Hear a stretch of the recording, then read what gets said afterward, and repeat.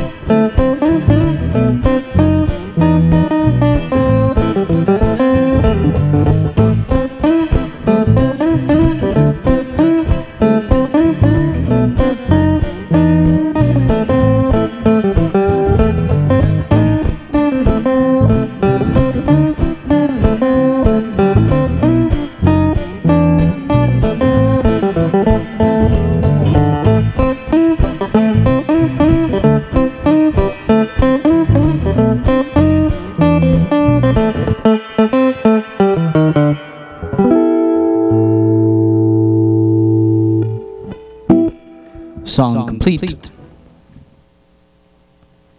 Now move on to song number 2, right here for the Depot. I just like to say to the Depot, thank you for choosing me. Tough group. It's okay. All right, here we go. Here's song number 2. Hope you enjoy. It goes like this, right here. Some of a brand new album, Which Way to Tulsa, which you can order from Hosty.com if you want to, if you like it. So here we go.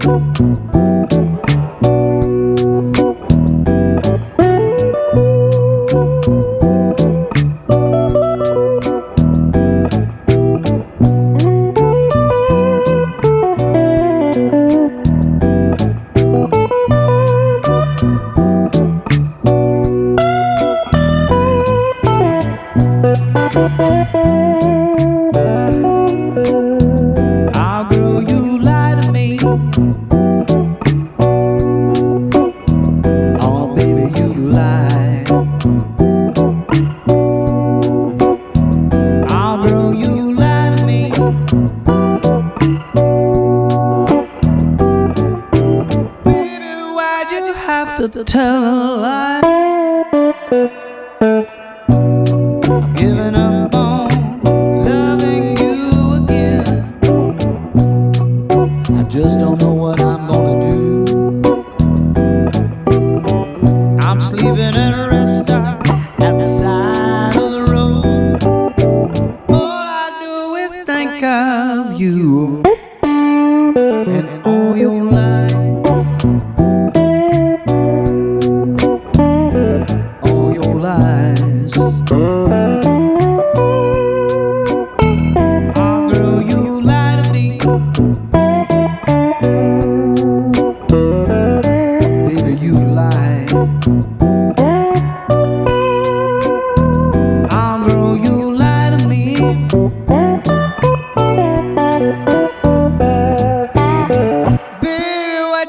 To go tell me all them lies like you do.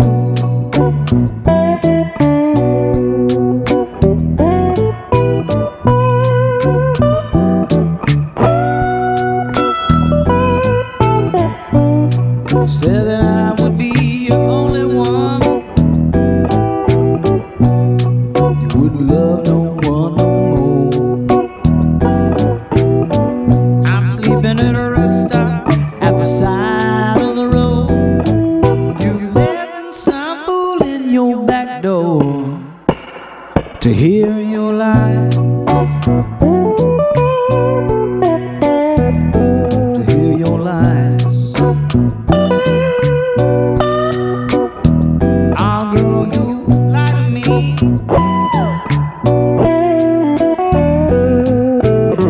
Baby, why'd you have to go? Tell me all them lies like you.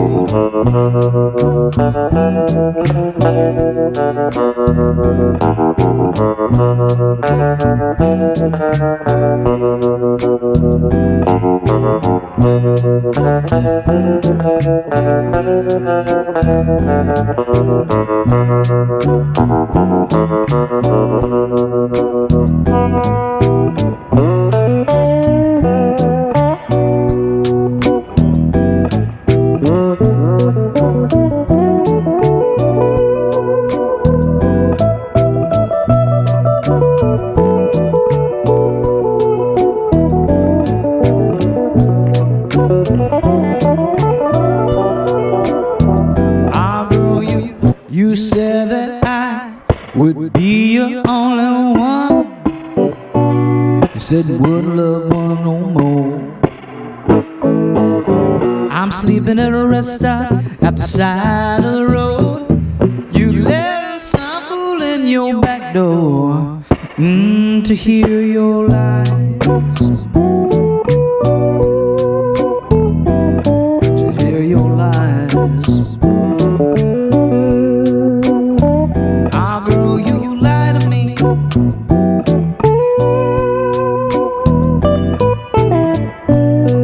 Baby, why'd you have to tell me all them lies like you do?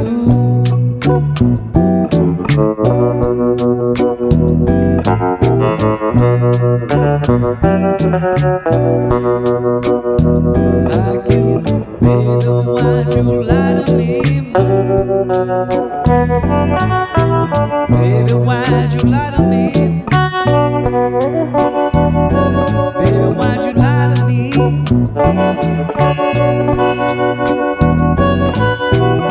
Baby, why'd you have to go?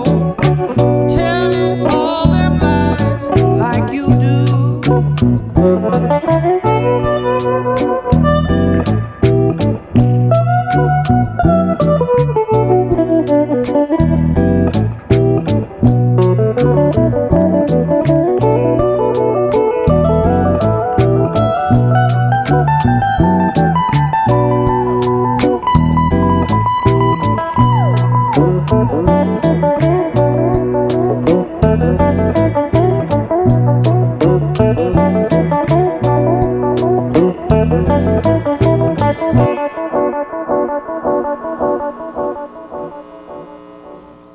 And that is song number 2, Complete. Hi, everybody. I am here with Mike Hosty's friend and performing companion, Luna. Luna, thank you so much for joining us today. Oh, you are welcome. I am so happy to be here. You know, you and I had a lovely chance to hang out in the depot for a few minutes prior to Mike Hosty's Summer Breeze performance last year on KGOU. And there were so many questions I didn't get a chance to ask. Do you mind if I ask you a few of those today? I would love it. Go right ahead. Fantastic. So how did you and Mike meet? Well, you know, I was really bored with my job down at the Antique Garden, and I knew that he had been looking for a traveling companion when he drives, because he gets kind of lonely, I think, because it's just him. Sure. So I offered up myself to be his passenger in the van. Well, that's fantastic. And how long have you guys been traveling and working together? We have been together just over 2 years. I gave myself to him as a Christmas present. And so I just showed up in the van on Christmas Day, and there I live. I love it. And we certainly loved having you at the depot. You were a perfect accompaniment to his performance. Well, thank you. You know, some people have mentioned that you might be the muse for many of Mike's songs. Is that true? I'll never tell. Okay. Well, then I have to ask you, of all of the places that you've been with Mike and performed, what were your favorites? Well, I really like driving to Tulsa because we get a chance to hang out and have conversation on the way there and on the way back. And so that one's my favorite because we do get a little extra time. Nice. I don't mind.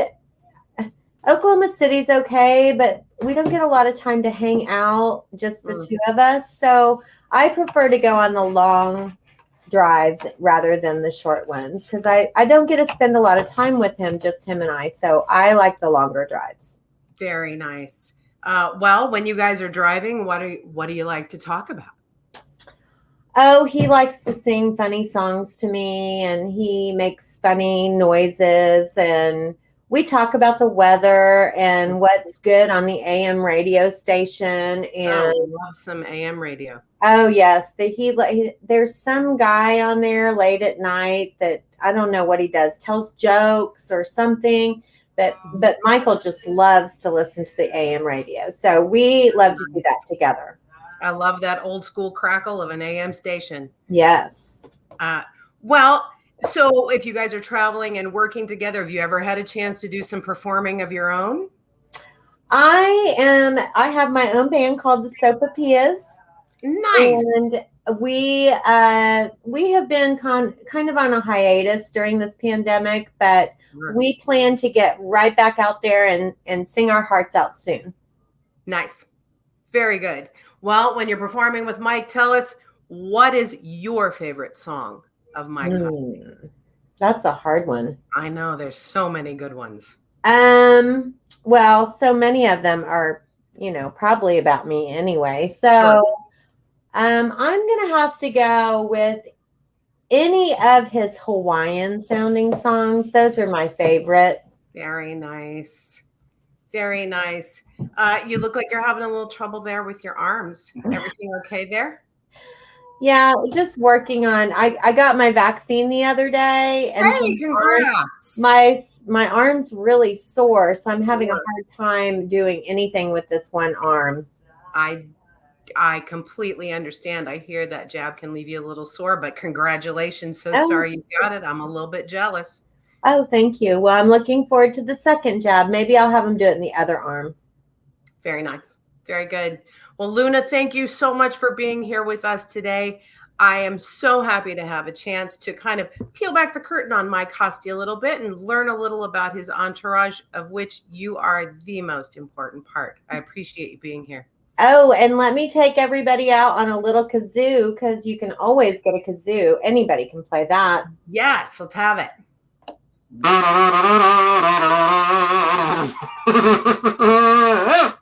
Oh, so good. Fantastic. Well done. Thank you, everybody. Mike Hosty's traveling companion, Luna. We'll be back in just a few minutes with more from Mike Hosty.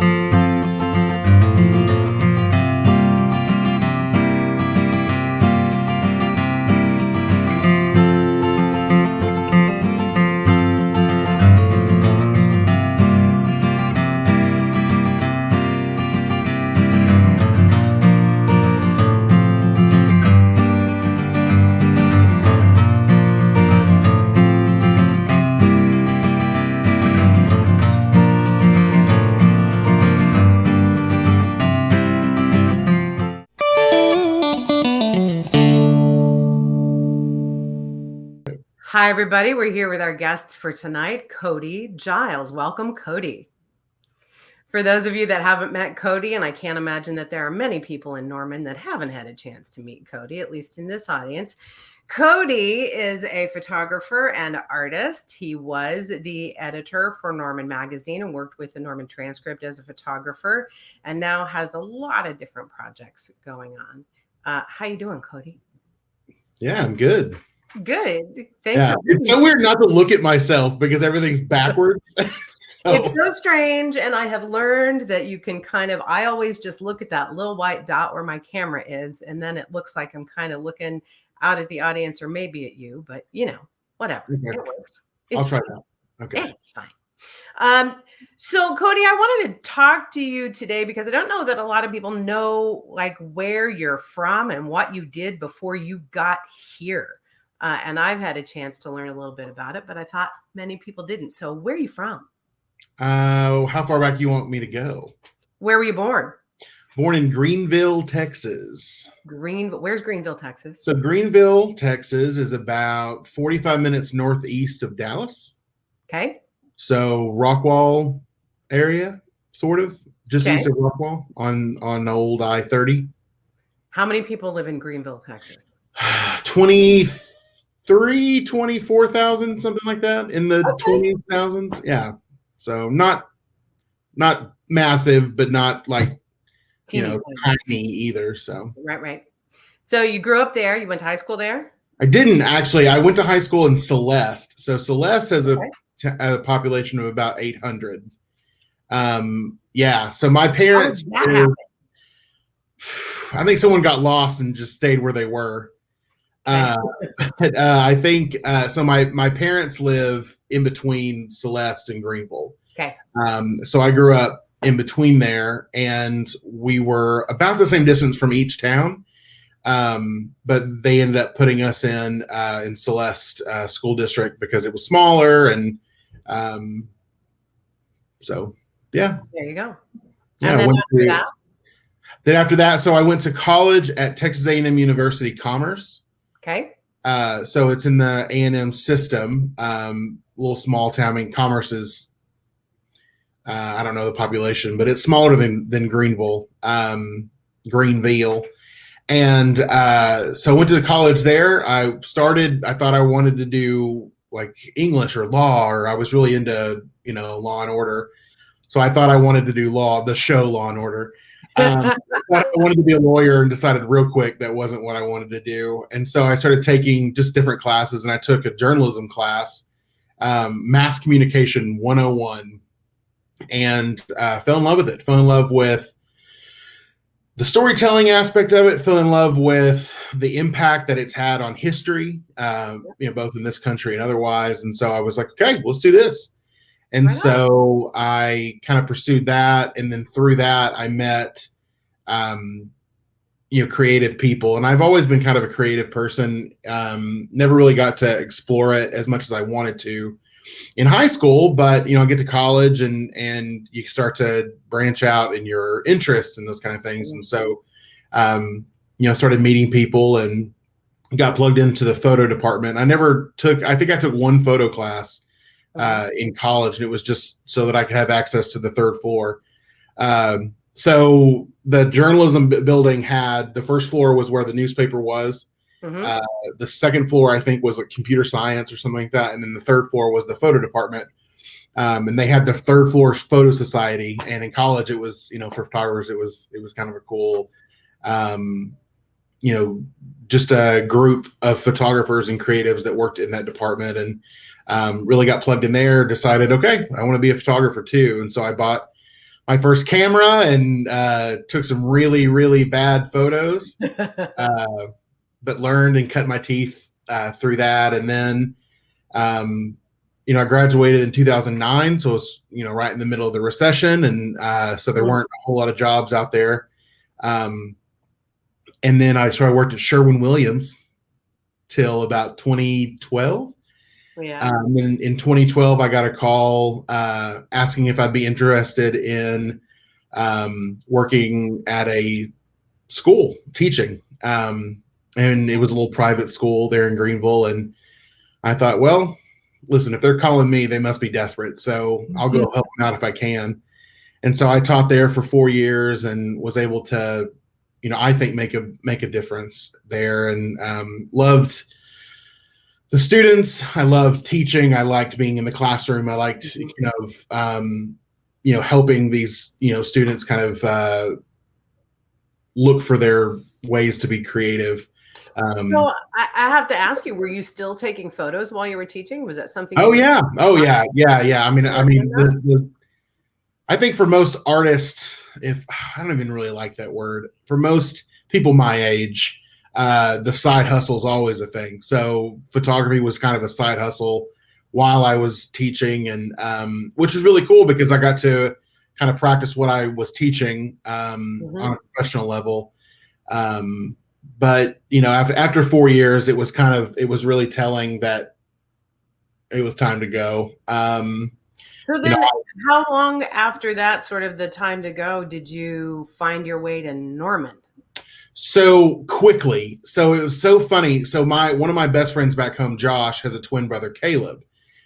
Caleb Slinkard was the editor-in-chief of, or the editor, I guess, of the Norman Transcript. Mm-hmm.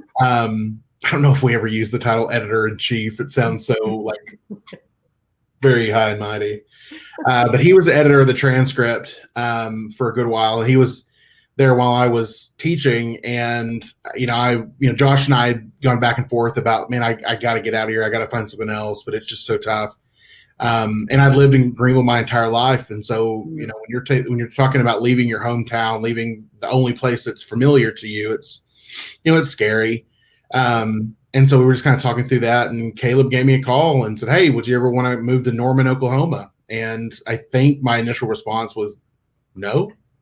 I live in Texas. I'm not looking to relocate to Oklahoma. Mm-hmm. And so I came up, and he kind of showed me around town. Caleb and I had gone to college together, and so we knew each other fairly well. And and Caleb has become, a really incredibly close friend of mine, and I trusted him. He told me how great of a community Norman was, and how the opportunity was there, and I was looking for a way out anyway. And so I came up to interview initially for the magazine, and they ended up not being able to create the position right away. And so he created a position out of 2 part-time positions for me to come up and work in the newspaper. Right. So that's how I ended up in Norman. Well, there you go. And you have been able to, Norman is a tough nut to crack. It can be. And I think you're probably really lucky that you came in through a media outlet that kind of. Oh, it didn't hurt, for sure. Yeah, gave you the opportunity to meet and get to know and see and go sniff all of the events and the people and the things and figure out what Norman was about. Would you agree with that?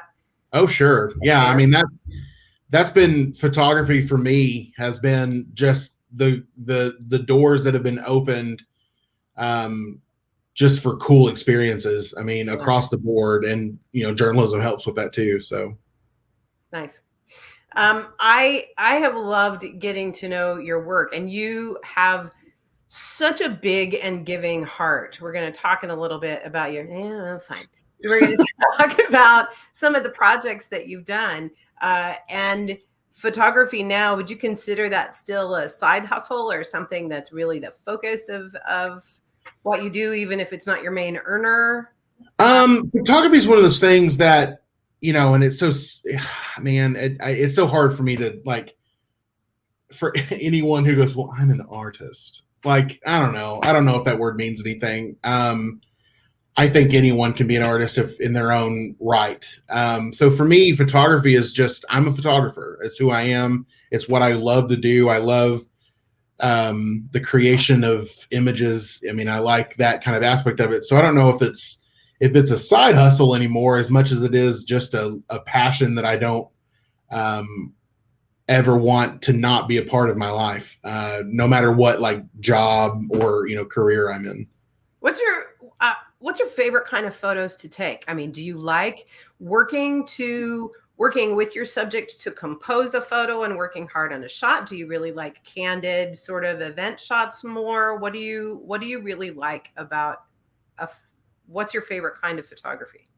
I guess. So one of my favorite teachers in college, Hannah Barton, I started really getting into, like, magazine design and stuff in college, and photography, and really got to know her really well. And she's a veteran. I mean, she did advertising stuff out in San Francisco for like 30 years. I mean, she was in it.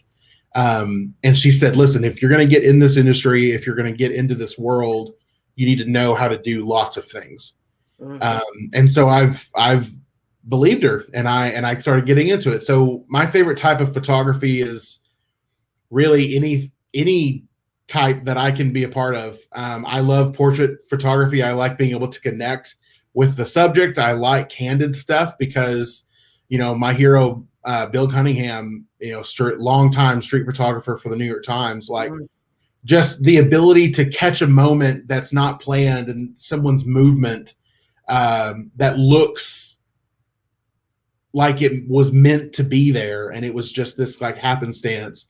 And music photography, man, concert photography is so cool for me because it feels like a game of cat and mouse, and you got to go for it, and you got to do whatever you can to get the shot. And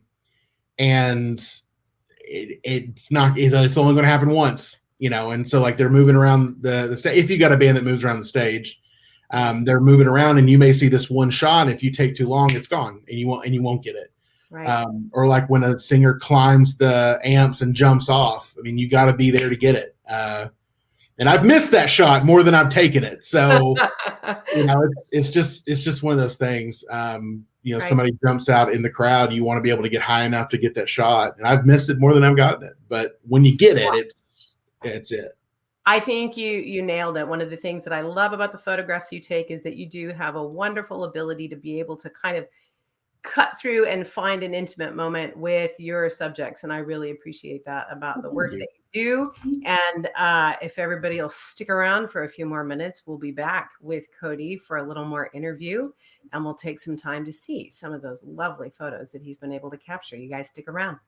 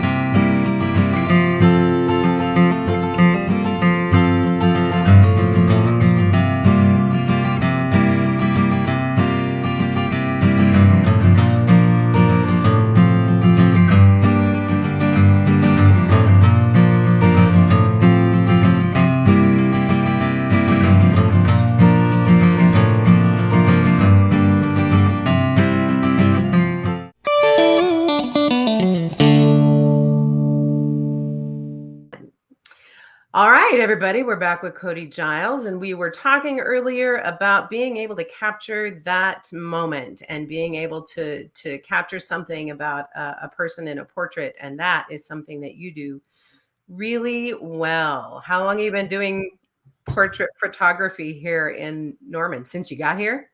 Yeah, I mean, since I got here, for sure. Yeah, I mean, I like portraits because of like I said earlier, you get to connect with that subject. And it's typically one-on-one. And so, if I get the chance to like crack a joke, or I get the chance to like connect or something like that, man, that's the shot. So, well, let's take a look at some of the work you've done, because you have had an opportunity to shoot so many people. And I really love, look at that. I really love the way that you're able to use light to be able to nestle somebody into a scene. And to be able to give you a sense for who it is you're photographing, which I think is really rare. And talk about this sequence. So this is Ariana Hall, and Ariana Hall has become, not only just a really, really great friend of mine, but a muse as well. And Ariana is one of those people, and you can pause it here. Ariana is one of those people that is just incredibly genuine in who they are and what they want in life and what they're looking for and who they want for you to be in their life. And that's such a rare thing. I met Ariana. I just moved to Norman, and I met her at a coffee shop, and I can't remember. Oh, the Screen Door. It's where the seafood place is now. Yeah. And I met her there. She was working there, and we just got to talking, and I said, "Hey, listen, I just moved here in the least creepy way possible. I'm a photographer. If you ever want to do a shoot, just let me know. Here's my card." And she ended up reaching out, and that was nearly 5 years ago. Wow.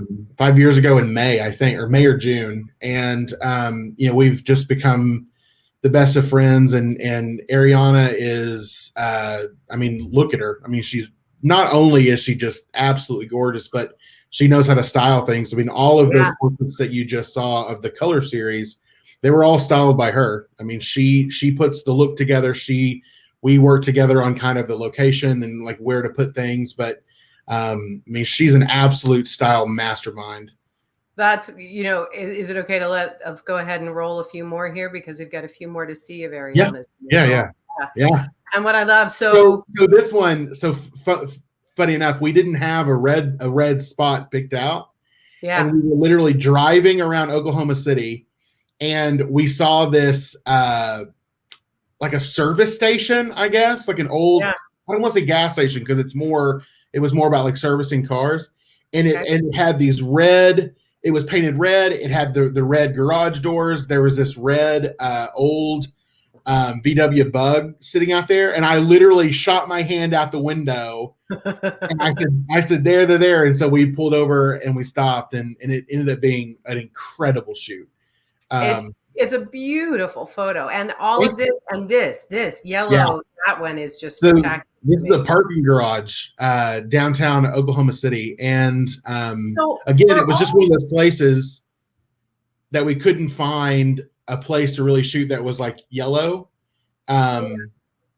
You know, it was just very, very cool. And like speaking more on Ariana, you know, the reason that her and I have connected so close is because of photography.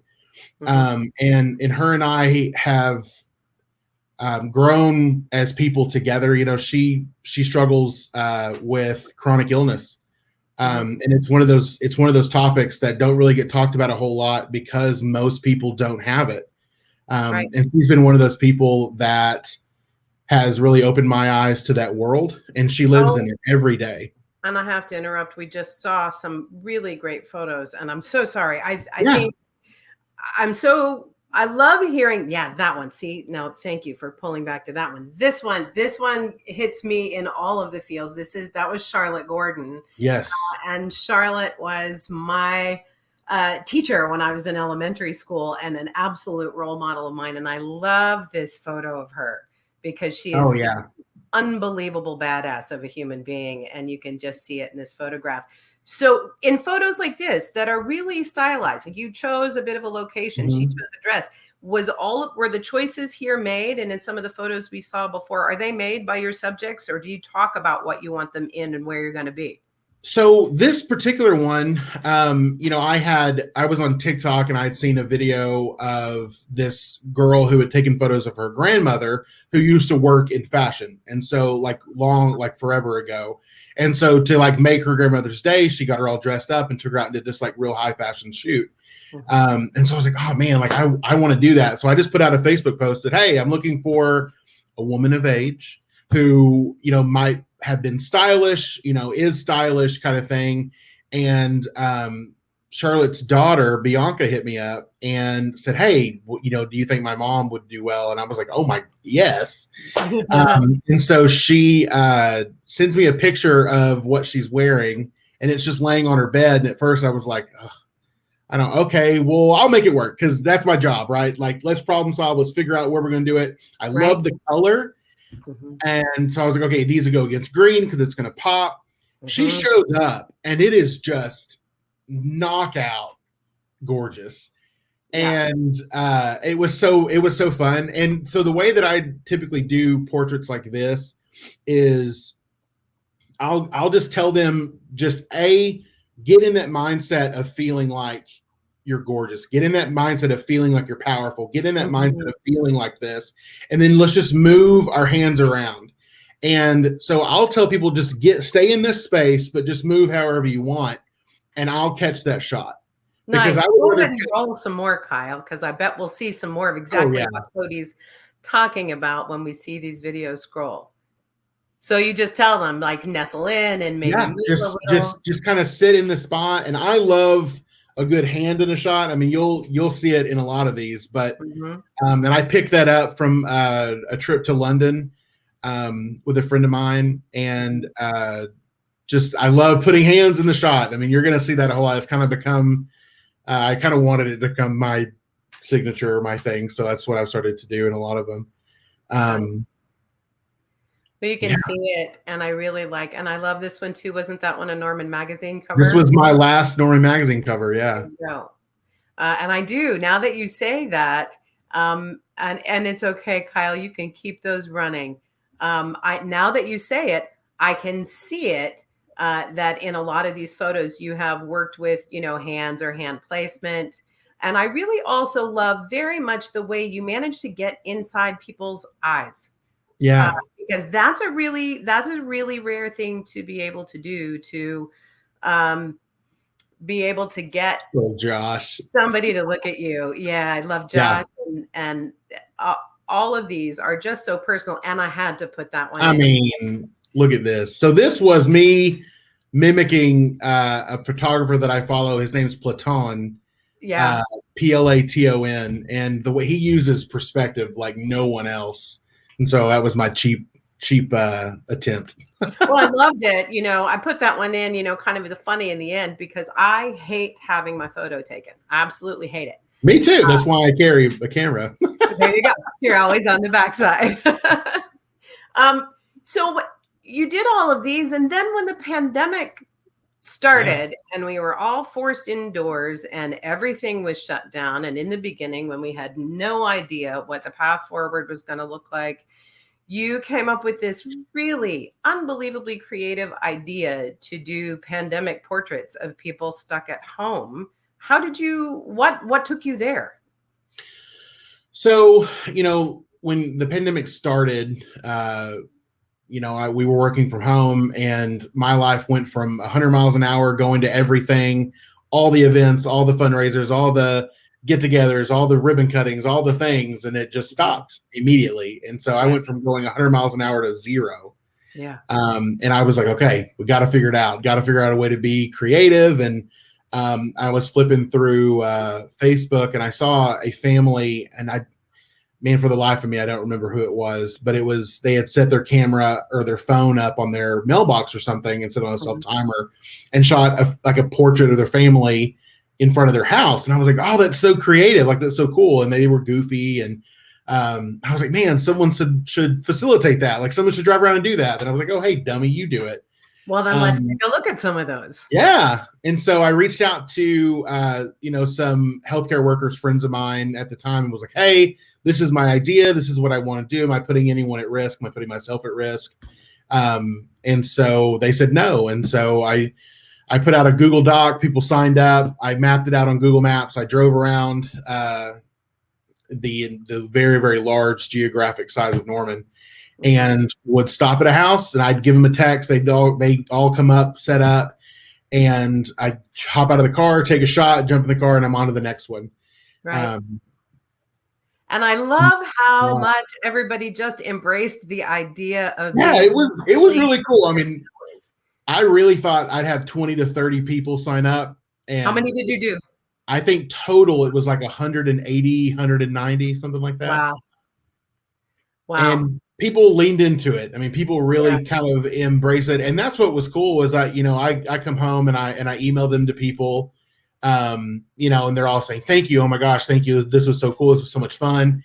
And then like to see them post them on social media and just talk about how cool of an experience it was and how, glad they were to be a part of something like this. And I'm still over here thinking, oh my God, what? Like, but I think, I think there is something really powerful. We've been talking about it a lot lately, about the power of the arts to heal, to help people through. Creativity can push you through tough times and help bring some lightness to dark times. And I think that's exactly what that project did for a lot of us. I mean, I remember, you did one for my kid and I, at that point, couldn't get my 13-year-old to be interested in setting up a darn thing. And they came outside wrapped in a pink blanket with their purple hair and sat down on the porch. And that was the portrait.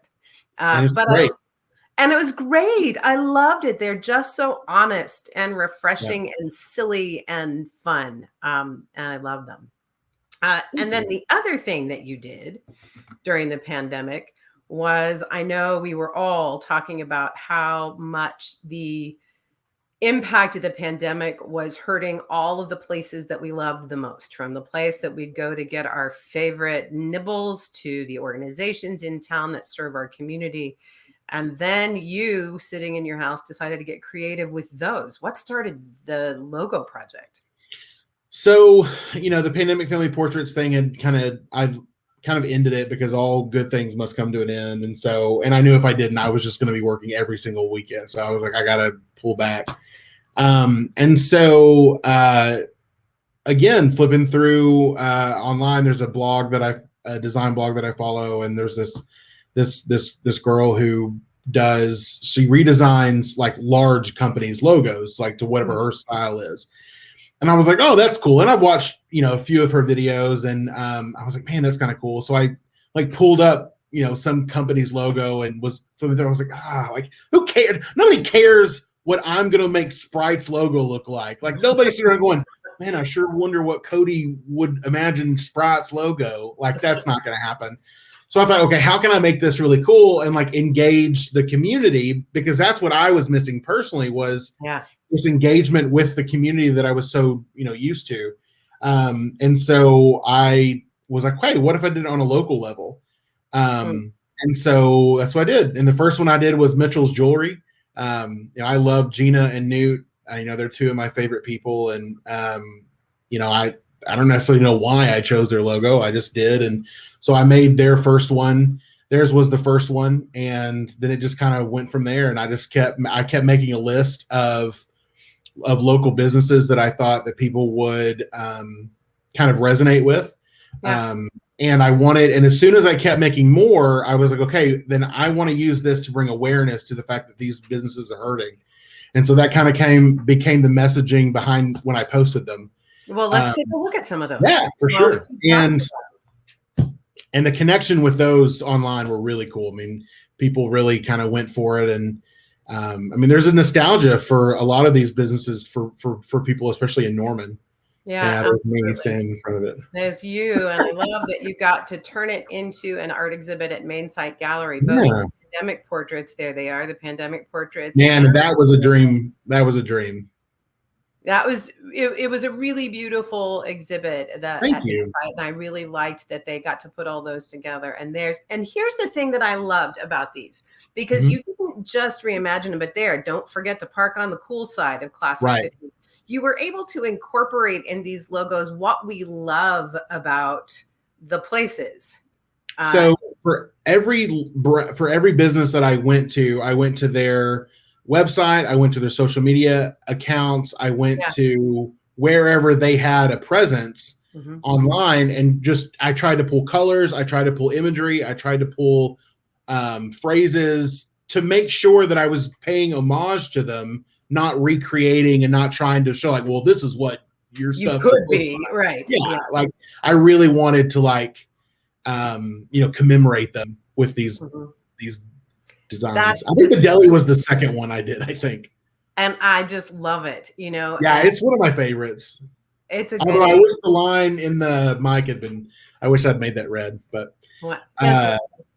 yeah, like the earth. Yeah. And it was cool because when it became part of that gallery, Aaron and I had talked about it. Oh, looky there. There's the depot. Our depot. We love it. You got the train tracks, you got the depot, you got a speaker in there hanging like a piece of art. I love it. Thank you. When Aaron asked me if I wanted to be a part of the that exhibit, and I thought, yeah, let's do it. And so we started talking about, what that might look like and how to display it and how to do it. And I just got this feeling in my gut. I was like, I can't take money for these because the whole purpose of them was to draw awareness for these local businesses.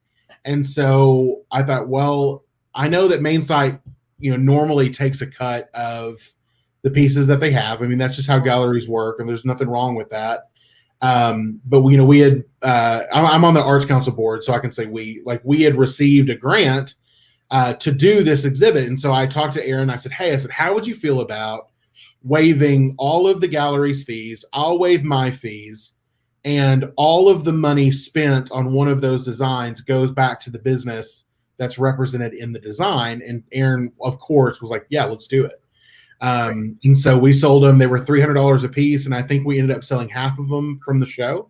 I still have a handful of them in my car, so and I've sold a few of them literally out of my car, and then I've taken the money right to that business. So I love it. Thank you. I love it. Cody, thanks for being here. Yeah. It. And when I say thanks for being here, I mean thanks for doing Depot TV, but I also mean kind of thanks for saying yes and taking a leap and coming to Norman. I hope you stick around a while. We like having you here. Well, Norman's certainly one of those places that obviously has its faults, and it's got its things. But I think we have an opportunity right now, and you're seeing it. We're fixing to get hit by one of the worst cold spells that this state has ever seen, and there are people literally out there making sure that people have places to sleep, making sure people have places, have food to eat. And you look around and it's like, that's how you can get involved. Yeah. We just came out of an election that was pretty heated, and there's, the runoff in Ward 3, but, at the end of the day, you can elect whoever you want, and you need to hold them accountable, whoever you elect. That's absolutely true. But if residents don't step up and do their part, and it's a wasted effort. It is one of the things I do love about this town, that for better or for worse, Norman can argue about anything, but it's because everybody's involved. A lot of people lean in, and so we're going to disagree, but it means that folks are engaged and they're leaning in, and I appreciate that. And I'm glad your voice is part of it, and glad you're. And I can't wait to see more people do it. Yeah, for certain. Yeah. And if my little goofy exhibits mean anything, hopefully what that shows is that anybody can do anything and just get involved and make it about something bigger than yourself, and then represent. Yes, absolutely. So thank you for having me on, Sherry. I really appreciate it. Thrilled. Thank you, friend. Yeah, absolutely. All right, everybody. Cody Giles.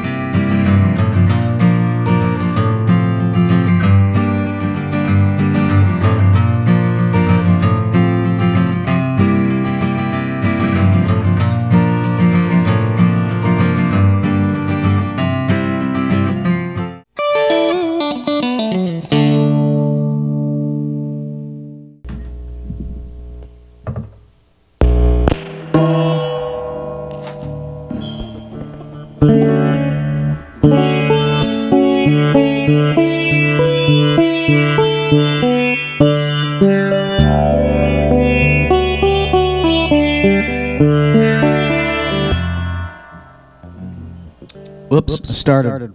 Need to start a beat. Here we go. You gotta get everything going first. Right here. See, I'm getting with the new technology. Learning this new stuff right over here. Integrating it. Special performance just for you at the Depot. And I'd like to thank the Depot for choosing me to be on this show right here. Tough group. It's a good thing I got song 3 right here.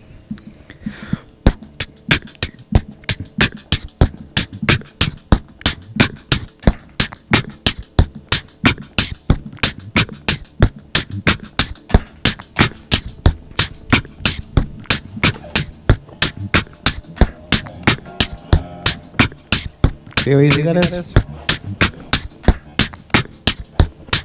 Here we go.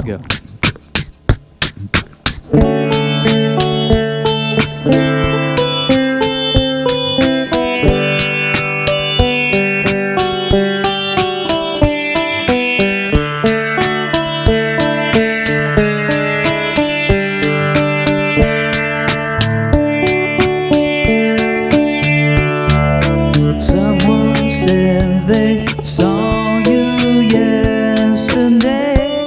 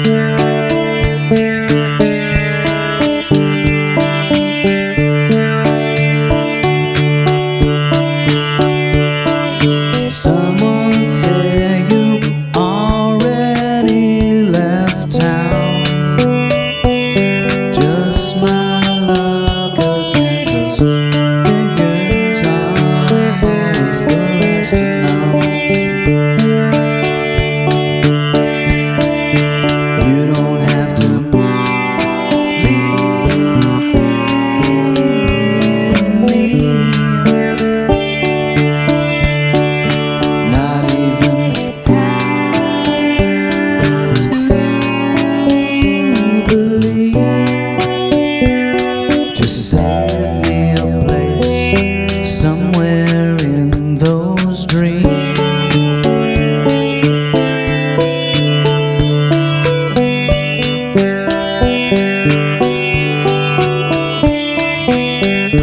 Figures I'm always the last to know. Figures I'm always the last to know. Figures I'm always the last to know. Figures I'm always the last one to know.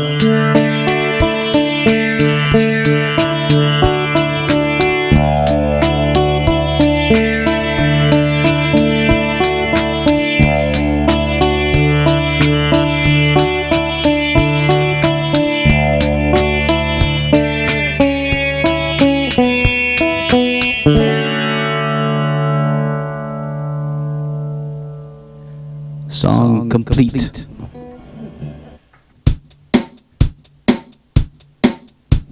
Oh yeah, I'm gonna use the drum machine on this one.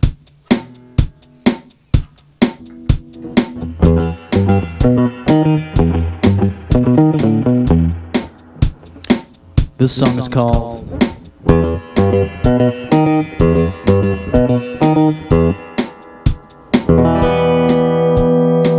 Poncho, and you can sing along at home. The words are, give me a P, O, N, cho. What's that spell? Poncho. That's your part. You say poncho. That's how you sing along. Or you could have not listened to this introduction and just could have figured out. This is going out to a college town. I have faith in you. Here we go.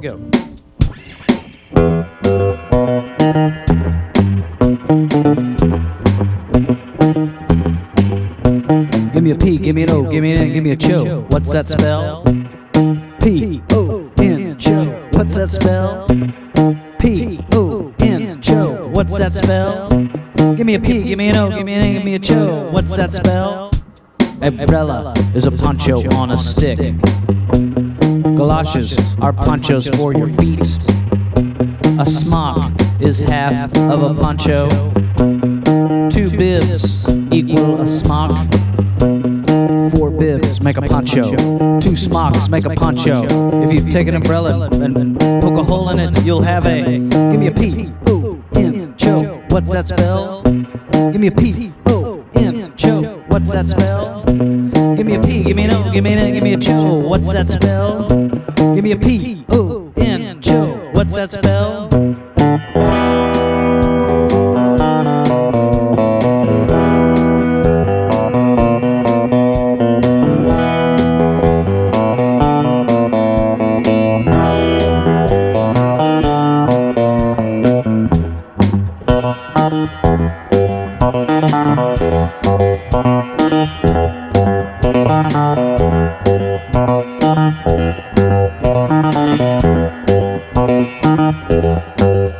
Give me a P, give me an O, give me an N, give me a cho. What's that spell?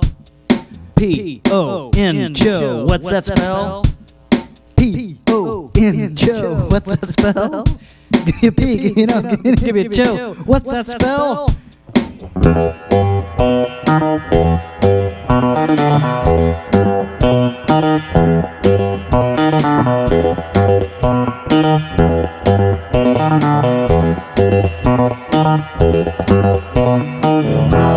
Everybody do the poncho dance, which is basically you stick both your arms out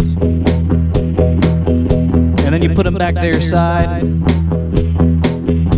and then you have your poncho on and you do the poncho dance. Somebody do something and make it a hit on TikTok or something.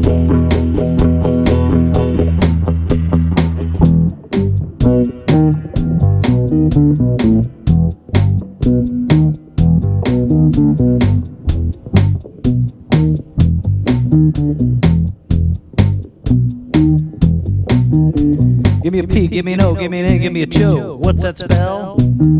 P-O-N, cho. What's that spell? Give me a P, give me an O, give me an N, give me a cho. What's that spell? P-O-N, cho. What's that spell?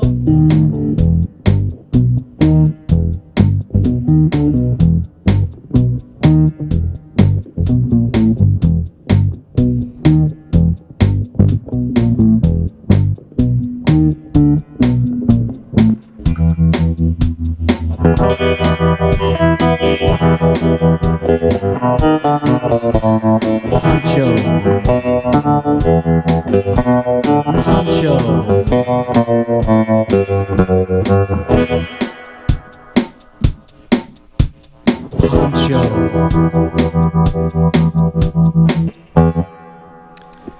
That was Poncho. What's it spell? Spells Poncho. Hope you enjoyed that one. Thanks for listening to me. Episode 1, ladies and gentlemen, that's it. Episode 1. We did it, to steal a line from Mike Hosty. We're so glad you joined us tonight. Join us next week at 7 p.m. here on our Facebook and YouTube pages, where we will have Jared Deck, his music, and an interview with him talking about what it's like to be a musician running for office. That should be really fun. And we're going to have Galadriel Thompson talking about her hot dog art. I absolutely love it. And when you see it, you're going to fall in love with it too. We're thrilled that you were here tonight. Thank you so much to Mike Hosty. Thanks so much to Cody Giles.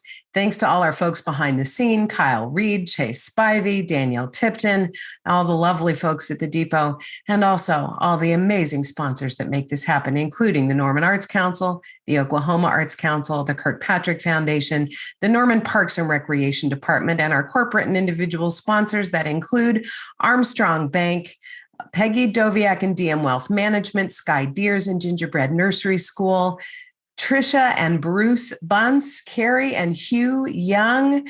Who am I missing? The Norman Smile Center, Tom McAuliffe at Don Size Real Estate, and so many more. And folks like you, if you would like, for as little as $5 a month at normandepot.org. We'll see you next week. Thanks for joining us here at Depot TV. Good night.